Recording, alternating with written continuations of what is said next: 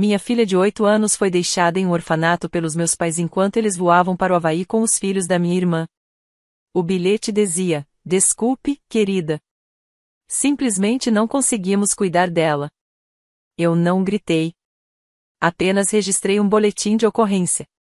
Na manhã seguinte, houve uma batida violenta na porta do hotel. Meu nome é Hannah. Tenho 28 anos e estou grávida do meu segundo filho. E até o mês passado, eu achava que vinha de uma família normal. Não perfeita, não tipo propaganda de margarina, mas normal o suficiente. Próximos o suficiente para passarmos férias juntos, levarmos uns aos outros ao aeroporto, trocarmos memes idiotas sobre cafeína e vida adulta. Minha irmã e eu não éramos melhores amigas, mas trocávamos presentes de aniversário e fofocávamos sobre a família. Meus pais eram avós. Eles amavam os netos. Principalmente os 3 da minha irmã, mas mesmo assim, estavam sempre por perto, sempre presentes.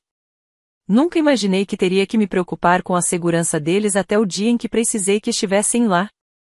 Tudo começou com uma consulta médica. Quase remarquei. Eu estava no 3º trimestre e me sentindo mal. Pressão, tontura, cansaço o tempo todo. Meu obstetra olhou para mim, depois pro monitor, e disse: "Não gosto disso. Quero você no hospital." Lembro de ter rido não porque fosse engraçado, mas porque estava com medo. Porque tinha e-mails de trabalho para responder, compras no carro, e meu marido estava em missão no exterior. Eu não tinha tempo para uma crise. Ela não riu.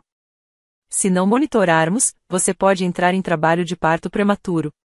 Então, me colocaram em um quarto e disseram para eu não me mexer, não me estressar, não pensar em nada além de manter meu bebê seguro.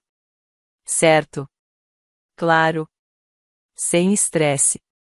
Exceto pela parte em que, de repente, precisei de atendimento de emergência para minha filha de 8 anos. O nome dela é Ellie. Ela é do tipo que chora quando um livro termina, que organiza os lápis por cor, e pede desculpas aos insetos que pisa sem querer. Corajosa no seu jeitinho quieto, sensível em todos os sentidos e definitivamente não é alguém que eu me sentiria bem em deixar com qualquer um. Mas eu não tinha qualquer um. Eu tinha meus pais. Moravam a 10 minutos de distância. Já estavam cuidando dos 3 filhos da minha irmã naquela semana. Ellie adorava os primos. Ela mesma arrumou sua pequena mala de viagem, colocou seu gato de pelúcia favorito dentro e fez um cartão de melhoras com um curativo brilhante desenhado na frente. Liguei para minha mãe da cama do hospital. Ela não hesitou. "Claro que vamos levá-la, querida. Você só precisa se concentrar em ficar bem." Chorei depois de desligar. Principalmente de alívio. De gratidão. Eu confiava neles. Antes de ser internada, passei na casa deles para deixar Ellie. Entreguei meu cartão de crédito para minha mãe. "Use isso se ela precisar de algo. Compras, comida, qualquer coisa." Ela dispensou com um gesto. "Não seja boba. Ela vai ficar bem." Nos 2 primeiros dias. Acreditei nela. Ellie ligava todas as noites. Me contava sobre o café da manhã com panquecas. E como vovô tinha deixado eles assistirem a um filme antes de dormir. Ela dizia que sentia minha falta e que deu meu cartão ao bebê, para que ele também se sentisse melhor. Prometi que voltaria para casa logo. Ela acreditou em mim. Então chegou o 3º dia. Nenhuma ligação. Só uma mensagem da minha mãe. "Dia agitado, ela está descansando." 4º dia, nada. 5º dia, tudo bem, nenhuma notícia.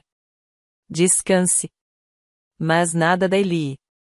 Pedi para falar com ela. Nenhuma resposta. Mandei mensagens. Silêncio. No 6º dia, eu já tinha ligado para todos os números daquela casa. Minha mãe, meu pai, minha irmã, deixei mensagens de voz. Nada. Disse a mim mesma que eles estavam só ocupados. 4 crianças é muita coisa. Talvez ela estivesse cansada. Talvez eu estivesse exagerando. Mas eu não dormi naquela noite. Fiquei olhando pro teto, me perguntando se minha filha estava dormindo. Se ela estava com medo. se ela se perguntava por que eu não tinha ligado. Então, no 7º dia, o médico sorriu e disse as palavras que eu esperava.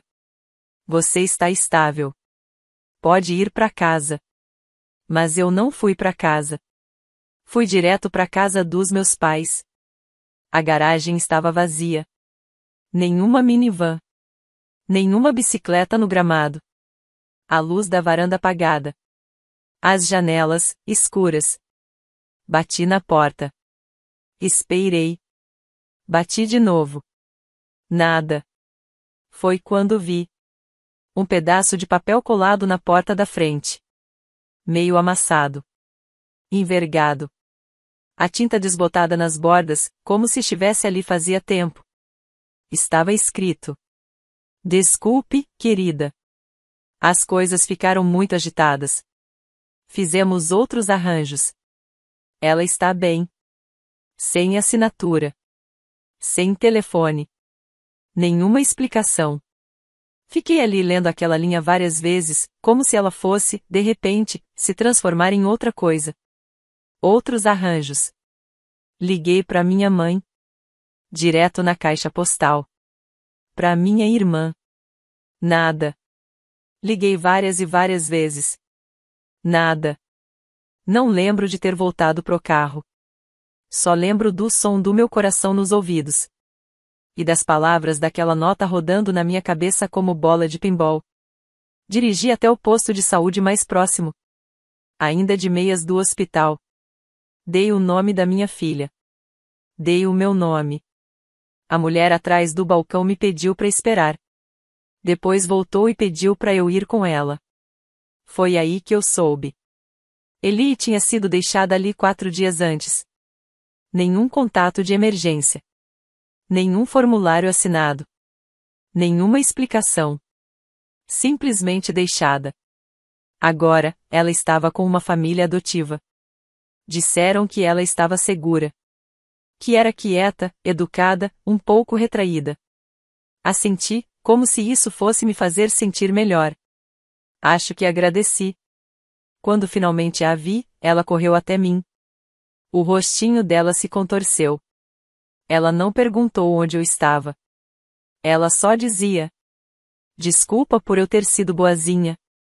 Eu tentei ser boazinha. Naquela noite, ela não soltou minha mão. Nem quando entramos no carro. Nem quando chegamos em casa. Nem mesmo quando ela adormeceu, encolhidinha ao meu lado. Embaixo do cobertor que o pai dela deu no último Natal. Fiquei ali, sentada, ouvindo a respiração dela. Com uma mão na minha barriga e a outra nas costas dela. E eu continuei pensando. Eu achava que éramos uma família normal. Achei que eles a amavam. Nos primeiros dias, Eli ficou sempre por perto. Muito perto. Não me largava. Nem por um segundo. Ela me seguia até o banheiro, a lavanderia, a varanda da frente. Até ficava do lado de fora do chuveiro, perguntando a cada minuto: Você já terminou? Não falava muito, só se enrolava ao meu lado no sofá, abraçando seu gato de pelúcia como se fosse um escudo. E eu deixava. Não fazia perguntas para as quais ela ainda não estivesse pronta. À noite, ela acordava chorando. Não era aquele choro alto, desesperado. Era o tipo silencioso, abafado no travesseiro. Numa dessas noites, sussurrei: No que você está pensando? Ela respondeu: Disseram que eu era demais. Perguntei: Quem disse isso? Mas ela não respondeu. Na manhã seguinte, fiz panquecas pra gente. Ela ficou olhando para elas e sussurrou: A vovó disse para eu não ser exigente. Minhas mãos começaram a tremer. Eu estava me esforçando ao máximo para manter a calma. Para manter tudo tranquilo, estável. Mas, por dentro, eu estava me despedaçando. Silenciosamente. Até então, eu ainda não tinha ouvido uma palavra dos meus pais. Nem da minha irmã. Nenhuma mensagem, nenhuma explicação. Nenhum pedido de desculpas. Só aquele bilhete na porta. E um telefone que nunca tocava. No terceiro dia depois de trazer Eli para casa. Eu não aguentei. Comecei a procurar respostas. Comecei pelo aplicativo do meu banco. Eu não acessava desde o hospital. Abri esperando ver talvez uma compra no supermercado. Gasolina, alguma coisa da Target. Mas o que eu vi foram gastos consecutivos com um resort, passagens aéreas, aluguel de carro, 4 noites de hospedagem, serviço de spa, várias contas de serviço de quarto, um passeio de barco. Tudo do Havaí. Fiquei apenas encarando a tela, rolando com o polegar até ele congelar. Eles usaram meu cartão de crédito. Aquele que eu dei para Eli. Aquele que eu entreguei como uma idiota, achando que usariam com suco de caixinha e pasta de amendoim. Tentei me convencer de que havia algum engano. Talvez alguém tivesse roubado. Talvez eu tivesse sido hackeada. Talvez. E foi aí que abri o Instagram. Nem sei o que eu estava procurando. Cliquei no perfil da minha irmã. Havia um destaque nos stories, chamado Laia. Coquetéis com palmeiras. Uma foto em grupo. Meus pais, minha irmã, o marido dela. Os 3 filhos sorrindo. Deitados com o oceano ao fundo. Legenda: férias em família antes do início das aulas. Família. Nenhuma palavra sobre a Eli. Nem sinal de que ela existia. Eles deixaram minha filha no orfanato. E voaram pro outro lado do oceano com os filhos da minha irmã. E ainda tiveram a audácia de chamar isso de viagem em família. Naquele momento, senti algo estalar dentro de mim. Frio. Nítido. Como se uma corda tivesse se arrebentado. Liguei primeiro para minha mãe. Nada. Depois pro meu pai. Depois para minha irmã. Tentei várias vezes. Até que finalmente minha irmã atendeu. Nem esperei ela dizer alô. Perguntei direto. Cadê a mamãe? Ah, ela tá na piscina. Por quê? Você deixou a Eli num orfanato e foi pro Havaí. Silêncio. Uma longa pausa. Então ela disse. A gente não deixou ela no orfanato. A gente simplesmente não conseguia cuidar dela. Certo. Você estava no hospital. Essa viagem já estava planejada. Não foi o ideal. Eu não conseguia respirar. Você a abandonou. Ela está bem, ela explodiu. Você está exagerando. E onde está a minha filha nas suas fotos? O quê? No seu post das férias em família. Cadê a Eli? Ela não é minha filha, Hannah. Fiquei em silêncio. Aquilo doeu mais do que eu imaginava. Ela continuou. Você tá sendo dramática. A mamãe estava sobrecarregada. As crianças já estavam com as malas feitas. O que a gente deveria fazer? Cancelar tudo? Sim, eu disse. Sim, era exatamente isso que vocês deveriam ter feito. Ela não é um bebê. Ela tem 8 anos. Desliguei. O telefone tocou menos de 1 minuto depois. Minha mãe. Atendi. A voz dela estava leve, quase animada. Querida, eu ia te ligar. Quando? Perguntei. Quando, exatamente, você ia me contar que deixou minha filha com estranhos e foi para um resort de luxo usando o meu dinheiro? Ela ficou em silêncio. Depois disse. A gente não sabia mais o que fazer. Estávamos sobrecarregados. A Eli não é fácil. Não é fácil. Minha voz falhou. Ela fez cartões para você. Arrumou a própria mala. Ela fez tudo certo. Ela chorava o tempo todo. Não queria comer. Ficava perguntando por você sem parar. Eu não conseguia lidar com isso. Ela é uma criança. E eu estava no hospital. A voz da minha mãe ficou fria. Bem, então talvez você não devesse engravidar de novo, se não consegue lidar com isso. Eu ri. De verdade. Aquele riso seco, engasgado, que vem quando nada mais faz sentido. Acabou, eu disse. Não seja dramática. Guarda isso pra você. Você já fez sua escolha. Hannah. Desliguei. Eli estava na escada. Eu não tinha percebido que ela estava ouvindo. Ela me olhou e disse: "A vovó tá brava." Fui até ela, me ajoelhei. "Não, a vovó não tá brava." "Mas eu tô." Ela disse, "e tudo bem." Ela me olhou por um longo tempo. Depois perguntou: "A gente vai pro Havaí também?" Senti a garganta fechar. "Não." Eu disse. "A gente vai fazer algo melhor." Na noite em que registrei o boletim de ocorrência. Não contei pra ninguém. Nem pro meu marido. Não foi vingança. Foi reflexo. Usaram o meu cartão de crédito pra voar pro Havaí. Enquanto a minha filha era deixada no orfanato. Não gritei. Não ameacei. Apenas abri meu laptop. E anotei tudo. Datas, capturas de tela, cobranças. O bilhete na porta. Enviei tudo online. Depois fui pra cama com a mão da minha filha presa à minha. No dia seguinte, tudo explodiu. Começou com uma mensagem de voz da minha irmã. Sem um oi. Só. "Você tá maluca? Você chamou a polícia pra mamãe e pro papai enquanto eles estavam de férias? O que diabos tem de errado com você?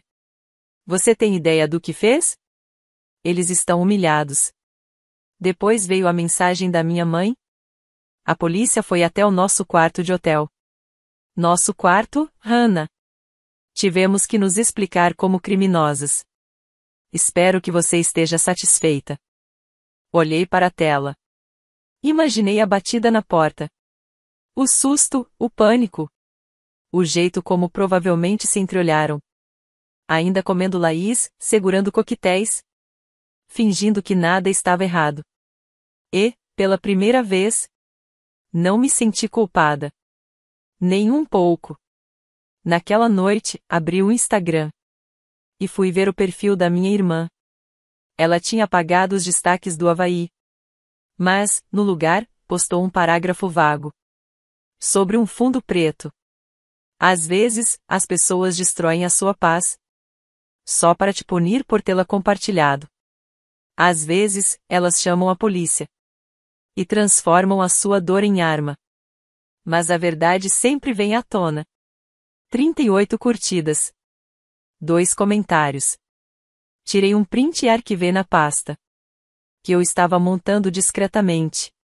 Na manhã seguinte, eles vieram até a minha porta. Vi pela janela. Minha mãe, meu pai e minha irmã. Todos parados na varanda. Como um retrato de família distorcido. Minha mãe segurava uma sacola reutilizável. Minha irmã já parecia furiosa. Não os convidei para entrar. Saí e fechei a porta atrás de mim. Hannah, disse minha mãe. A gente precisa conversar. Você teve sua chance, eu disse.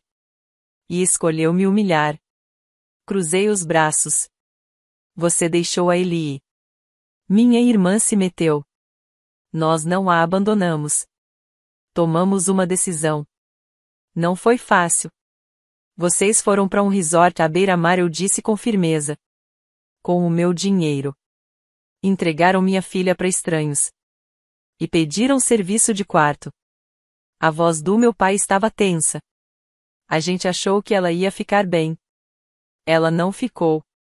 Ela achou que tinha feito algo errado. Chorava todas as noites. E nenhum de vocês se importou. Minha mãe deu um passo à frente. A gente se importou. Claro que sim. Apenas, ela não é fácil, Hannah. Você sabe disso. Fiquei paralisada. O que foi que você disse? Ela é difícil, minha mãe repetiu. Ela se sobrecarrega. Chora por tudo. Ela não estava se adaptando. Achamos que seria melhor assim. Melhor para todos. Eu ri. Melhor? Você achou que assistência social era melhor? Ela precisava de estrutura, minha mãe rebateu. Dei um passo mais perto. Ela precisava de amor. Não de castigo. A porta atrás de mim se abriu. Eli estava ali, abraçada ao seu gato de pelúcia, olhando diretamente para eles. Minha irmã sorriu, como se estivesse num palco. Oi, querida. Eli não se mexeu. Nem respondeu. Minha mãe suavizou o tom. Trouxemos suas coisas, seu livro, seu pincel. Eli perguntou. Por que vocês não voltaram? O silêncio que veio depois foi pesado, como gravidade. Minha mãe piscou. Achamos que era o melhor. Eli olhou para mim. Eles podem ir? Virei-me para eles. Vocês ouviram. Você está falando sério? Minha irmã reagiu. Você está isolando toda a sua família. Eu estou protegendo minha filha, respondi. Do tipo de amor que destrói. Somos as pessoas que sempre estiveram lá. Olhei fixamente para ela. Você não estava. Abri a porta. Entrei. E fechei. Naquela tarde, eles surtaram. Apareceu um cheque de $1.000 na minha caixa de correio. Sem bilhete, só o cheque. A linha de memo dizia, para Eli. Escrevi vazio na frente. E colei com fita adesiva na tampa da lixeira. Depois, minha mãe me mandou uma mensagem. Hormônios da gravidez deixam as pessoas irracionais. Você precisa se acalmar. Bloqueei ela. Naquela noite, enquanto Eli dormia, meu telefone tocou de novo. Número desconhecido. Atendi. Senhorita Porter? Aqui é a Nathalie, do Serviço de Proteção à Criança. Recebemos uma denúncia anônima expressando preocupação com o ambiente da sua casa. Meu estômago revirou. Alegam que você tem se mostrado emocionalmente instável, isolando sua filha e tomando represálias contra sua família. Disseram que você é vingativa e desequilibrada. É claro que disseram. Mantive a calma, respondi às perguntas dela, ofereci referências, laudos médicos, até o contato do orientador escolar da Eli. Falei a verdade, cada palavra. Obrigada, ela disse. Entrarei em contato em breve. Fiquei em silêncio por um bom tempo depois disso. Então, abri a pasta de novo. Estava ficando mais grossa. Mais capturas de tela, mais anotações, mais provas. Eles acharam que eu ia ceder. Mas esqueceram de uma coisa, dessa vez, eu não estava sozinha. Na noite seguinte, eu estava limpando a cozinha depois do jantar quando ouvi a porta da frente se abrir. Eli correu para o corredor. Fui atrás, exausta, achando que era só o vento ou uma entrega. Mas era ele. Meu marido estava de volta. Ele largou a mochila no chão e abraçou Eli no momento em que ela pulou nos braços dele. O corpinho dela finalmente relaxou pela primeira vez em semanas. O meu também. Ele olhou para mim e disse: Eu não vou mais embora. A gente vai dar um jeito. E foi naquele instante que eu soube, nós três íamos ficar bem. Mas quem estava do lado de fora da nossa porta, não fazia ideia do que ainda estava por vir. Por alguns dias, tudo ficou calmo. Depois da visita do conselho tutelar, das mensagens de voz raivosas, dos surtos nas redes sociais, meus pais sumiram. Nada de ligações, mensagens, nem visitas inesperadas. Comecei a achar que talvez eles tivessem desistido. Mas manipuladores não desaparecem. Eles esperam. Se reorganizam. E depois voltam, sorrindo. Tudo começou com um envelope no correio. Sem remetente. Só meu nome, com a letra da minha mãe. Dentro, havia um cartão. Vamos conversar. Não deixe isso destruir nossa família. E uma foto. Eli, talvez com 4 anos, sentada nos ombros do meu pai. Eu tirei aquela foto. Foi um dos dias favoritos dela antes de ela saber o que era traição. Joguei o cartão fora. Mas guardei a foto. Não por eles. Por ela. Naquela noite, minha irmã me mandou uma mensagem. Você já disse o que tinha para dizer. Agora desfaz isso. Eles estão arrasados. Eu não respondi. No dia seguinte, meus pais mandaram flores para a escola da Eli. rosas cor-de-rosa, com um bilhete. Da vovó e do vovô. Nós te amamos e sentimos muito. A professora dela me ligou, preocupada. Você quer que eu devolva? Não, eu disse. Pode jogar fora. Mais tarde, Eli me perguntou. A vovó mandou isso? Assenti. Eu preciso agradecer? Não, meu amor, respondi. Não dessa vez. Depois vieram os vizinhos. A senhora Kaplan, do outro lado da rua, me parou enquanto eu carregava as sacolas do mercado. Ela me deu um sorriso apertado e disse: Sabe, às vezes, perdoar faz bem. Eu pisquei para ela. Com licença. A sua mãe veio até aqui. Disse que você estava passando por um momento difícil, que talvez não estivesse pensando com clareza. Eu ri. Não consegui evitar. Ela mencionou a parte em que deixou a minha filha no orfanato? O sorriso da dona Kaplan sumiu. Bem, não. Mas ela disse que não foi tão grave quanto parece. Claro que disse. Depois disso, as mensagens começaram a ficar mais frenéticas. Você está destruindo essa família. A Eli precisa dos avós. Pense no impacto disso a longo prazo. Sempre estivemos do seu lado. Você sempre exagera. E, por fim, o clássico. Você vai entender quando for mais velha. Mas eu já sou mais velha. Mais do que eu gostaria de ser. Dias depois, minha mãe apareceu no meu trabalho. Vi pela janela da recepção. Ela estava ali, parada com um pote de pão de banana, como se fosse a cena final de um filme de reconciliação. Eu não fui até ela. Pedi à recepcionista que dissesse que eu não estava disponível. E foi isso. Mas naquela noite, ele chegou da escola com um bilhete enfiado na mochila. Não reconheci o nome de ninguém. Nem a letra. Era só um pedaço de papel colado entre os cadernos. Não culpe sua mãe. Ela não quer nos afastar. Eli me entregou o bilhete com os olhos bem abertos. É da vovó? Eu não menti. Provavelmente. Ela não falou mais nada. Foi direto pro quarto e fechou a porta. Fiquei sentada à mesa da cozinha por uns 20 minutos, esperando minhas mãos pararem de tremer. Depois disso, troquei todas as senhas de acesso à escola dela e liguei para o diretor. Ele nem hesitou. Vamos atualizar o cadastro. Nada de contatos. Nem mesmo de longe. Na manhã seguinte, acordei e encontrei açúcar espalhado por toda a varanda. Não um pouco. Uma montanha. Formigas subiam os degraus, se amontoando no capacho. Preso à porta, um pedaço rasgado de um dos desenhos antigos da Eli. E no meio da folha, uma única palavra escrita com marcador vermelho grosso. Mentirosa. Eu não denunciei. Ele limpou tudo. E eu guardei o papel. Naquela noite, meu marido se sentou comigo.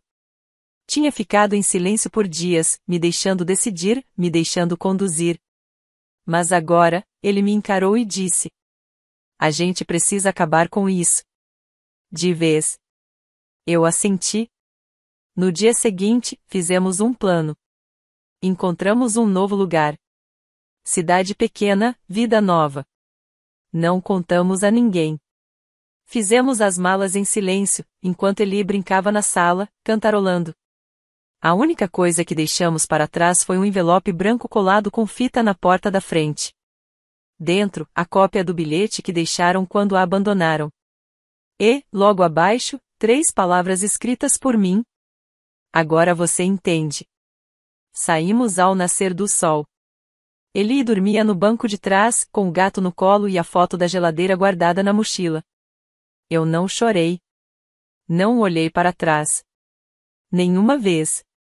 Mas antes de cruzarmos a divisa do condado, parei num posto de gasolina, peguei o celular e entrei no sistema de denúncias da polícia. Enviei o bilhete. As capturas de tela. Os registros bancários. Não acrescentei comentários. Apenas os fatos. Quando cliquei em enviar, minhas mãos pararam de tremer pela primeira vez em semanas. 10 meses depois, eles foram acusados de abuso de autoridade e fraude. Não houve pena de prisão, mas agora tem um registro e uma ordem judicial. Nunca mais tivemos contato com Eli. Nos mudamos. Cidade tranquila, casa pequena, um pé de limão no quintal. O bebê nasceu prematuro saudável, barulhento, perfeito. Eli o chama de Capitão Ian. Ela lê para ele todas as noites. Meu marido trabalha de casa agora.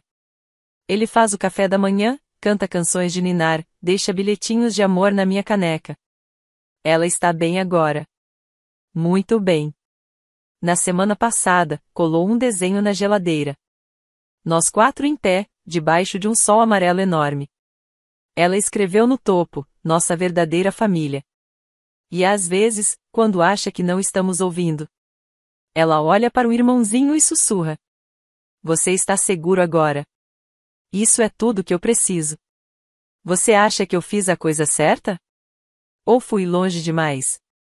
Me conta nos comentários e se quiser ouvir mais histórias, é só se inscrever.